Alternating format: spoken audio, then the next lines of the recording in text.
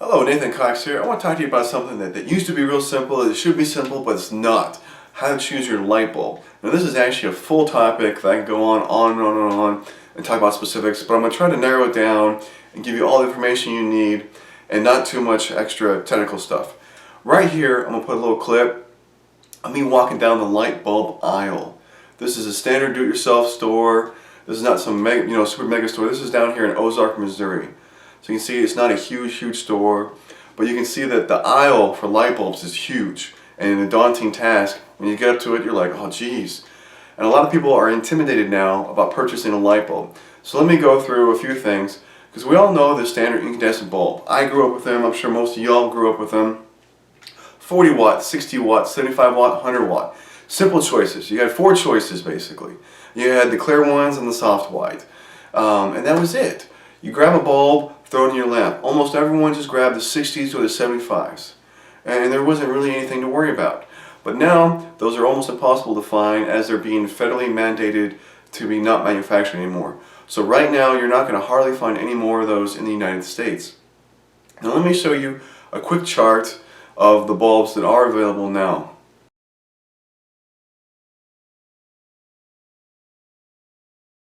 Okay, as you can see from that chart, we have the halogens, the CFLs or the compact fluorescent lamp, and the LEDs, which is the light-emitting diodes.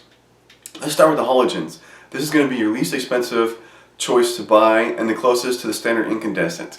The halogen is very similar to the incandescent because it has an element in there that gets bright, it gets hot, and emits light. But the halogens do burn brighter and hotter than standard incandescents, so they can lower the wattage. So it uses a little less power, not a lot less, than the standard incandescents for the same amount of light that it puts out. Then, which I have here, which I have all throughout my house, a lot of you do here in America, this is the most common bulb to find these days, these little curly Qs, if you will, the CFLs. Now everyone remembers the big fluorescent light fixtures in your garages, shops, your dad's shop, office buildings. Sometimes they hummed, made really annoying noises, just humming. And they've been able to simplify that and reduce it in size here. Now there is a bit of electronics here in the base, because you do have to have a ballast unit for a fluorescent to work. Being that said, that's what makes them more expensive. That's why you used to buy a package of incandescents for about $1, a quarter a bulb, and those little CFLs will run you generally $1 to $3 per bulb depending on the brand and the package you buy it in. And now they claim to last about 5 years. I've never gotten near that much out of them. Now they do last longer. I buy a lot less bulbs than when I used to, but I still don't get the life out of them that I wish I would. But the power difference is huge. If you buy one of these and you check on the base, this one here replaces a 60 watt incandescent, alright, but uses only 13 watts. So that is huge. We went from 60 watts down to 13. So you can see the energy savings that it'll do on your bill.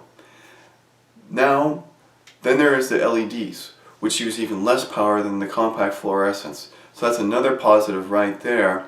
But the LEDs are really expensive. Right now they're at least $10 a bulb from what I've seen. And some of them are $15 a bulb for standard lamp fixtures. But one thing you do get rid of is this very delicate glass right here. If any guys, if you've used these, you've changed them out, if you bump these on just anything little, they shatter, go all over the place. Glass goes flying, and there is a gas inside that glass tube, and there's a little bit of mercury vapor in that glass.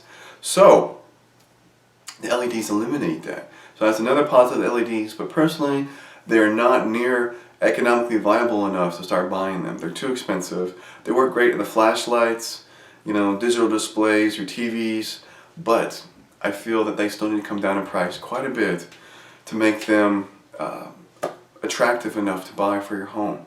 So if you ask me what was my choice, still currently are the CFLs until the LEDs come down in price.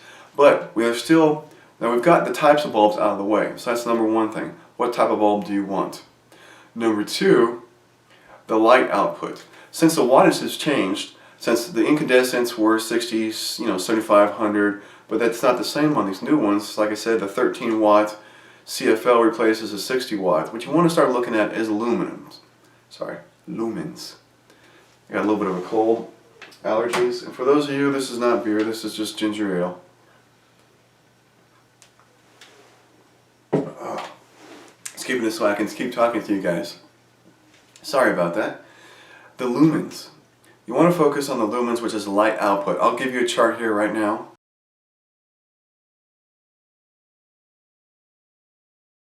Alright, as you can see from the chart, your old-fashioned 60-watt incandescent bulb put out roughly in the range of 800 lumens. Sometimes a little bit less, sometimes a little bit more, depending on the quality of the bulb. That's what you want to look at on the package, because that's what you put in a standard lamp. You want to get a little bit closer to 1,000 lumens, you know, maybe for your kitchen or for a porch light. Now there's another thing about these light bulbs that throw people off. The color of the light. A lot of people believe that the ones that are more yellow are just a dimmer bulb versus the ones that are more white or even almost have a small bluish tint. And that's not true. That's, they actually call it the temperature of the bulb, and that's the color of the light that comes out. So I'll put you another chart up right now.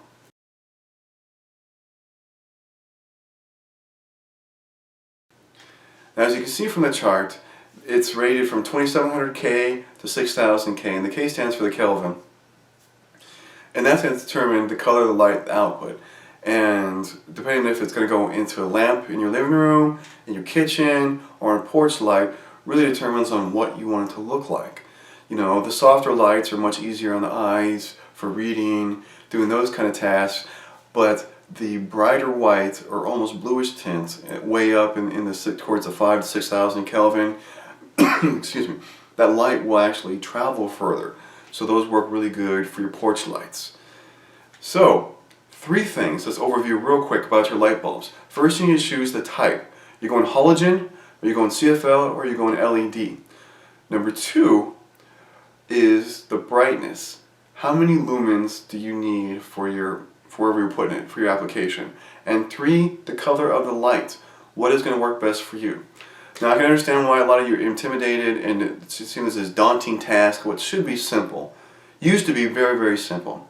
But I hope this information helps clarify these things, helps line things out straight, so when you make it to that aisle in your do-it-yourself store to choose your light bulbs, you already know what you're looking for, and that way you just got to find it. So if you like this video, please share it, please give it a thumbs up, please subscribe my YouTube channel. Thanks again.